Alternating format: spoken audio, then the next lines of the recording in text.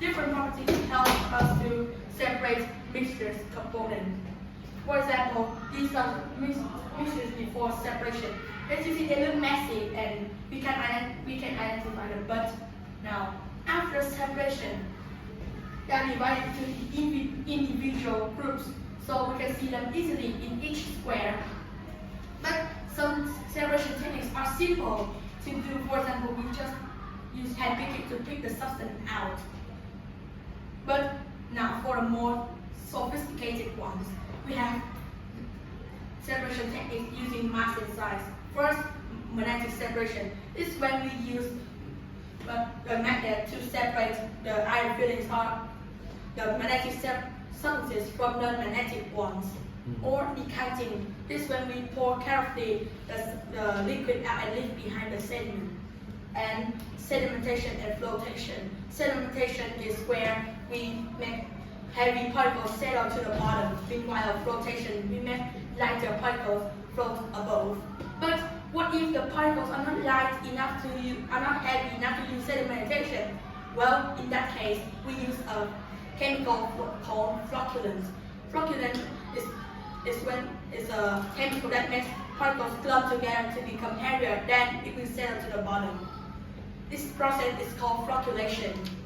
And centrifuging is when we use a modern tool called a centrifuge to spin rapidly. At that time, the denser particles will settle to the bottom. Meanwhile, the less dense particles will float atop. Or sieving. Sieving is when we use a sieve to separate small particles from particles not big enough. And lastly, filtering. Filtering is when we use a filter paper to make tiny particles, to trap the tiny particles and collect the liquid to separate them. But they all depend on the size of the holes. And let me introduce you more separation techniques. These are three separation techniques using the same property as the boiling point.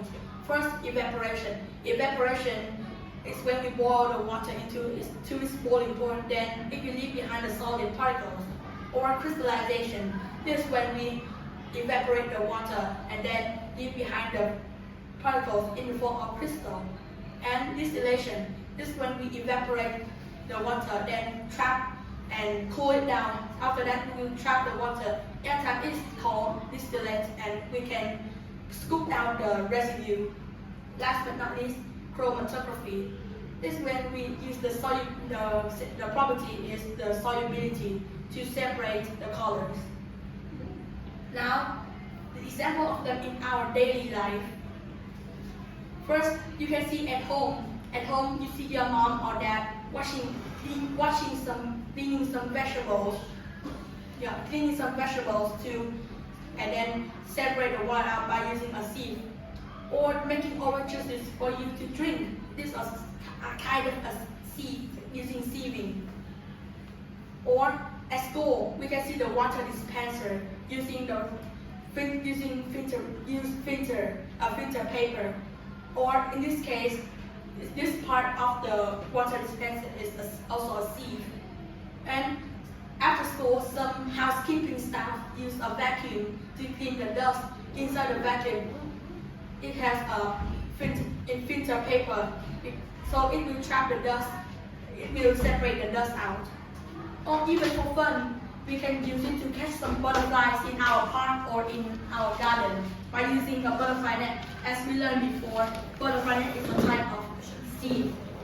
Or some playful fun like playing some spinner by launching the spinner out and let them battle. It's a type of centrifuging because when we launch, it will spin rapidly. Or in our natural world, we can see people evaporating the ocean to leave the salt behind. After that, they will collect the salt for us to eat. Or maybe this only happened in Vietnam, but some villains drop the iron nails or iron fillings when we trip on it, our tires will be flat. So Vietnamese citizens came up with an idea of using a magnetic separator to attract the nails or iron filling so that we can drive on the street safely. So thank you for joining my